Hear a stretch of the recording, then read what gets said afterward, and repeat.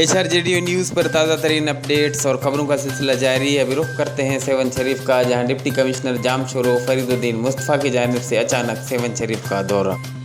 Director Syed Abdullah Shah institute doctor Moinuddin Siddiqui, assistant commissioner Sehwan Noor Ahmed Kauro समेत दीगर अफसरान भी उनके हमरा मौजूद थे। DC जामशोरो की जानिब से सेवन शहर में बारिश के बाद की सूरत हाल का जायज़ा लिया गया। मज़ीद तफसील जानते हैं HRJDO न्यूज़ के रिपोर्टर शकील अहमद चन्ना से। जी, डिप्टी कमिश्नर जामशोरो फरीदुद्दीन मुस्तफ़ा की जानिब से अचानक सेवन शरीफ का दौरा किया गया।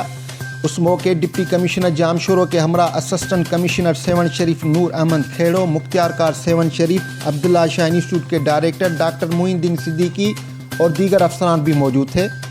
सेवन शरीफ में होने वाली बारिश के बाद की सूरत हाल का जायज़ा लिया। डिप्टी कमिश्नर जामशोरो फरीदुद्दीन मुस्तफ़ा ने मीडिया से बात करते हुए कहा कि सेवन शरीफ शहर के मुख्तलिफ इलाकों में बारिश का पानी जो जमा हुआ है, जिसको जल्द निकालने के लिए काम जारी है। मज़ीद मीडिया से बात करते हुए उनका कहना था कि 2 या 3 घंटे के अंदर बारिश का पानी निकाला जाएगा।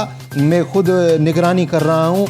उन्होंने मीडिया से बात करते हुए ये भी बताया कि सेवन शरीफ के जहाज़ चौक और सैयद अब्दुल्ला शाह इंस्टीट्यूट के मेन गेट के बाहर जो बारिश का पानी जमा हुआ है, उसको भी निकाला जाएगा। मीडिया से बात करते हुए उनका ये भी कहना था कि दुनिया भर में कहीं भी बारिश होती है तो बारिश का पानी जमा ज़रूर होता है। मज़ीद उन्होंने मीडिया से बात करते हुए कहा कि सेवन शरीफ की ब्यूटिफिकेशन पर काम जारी है।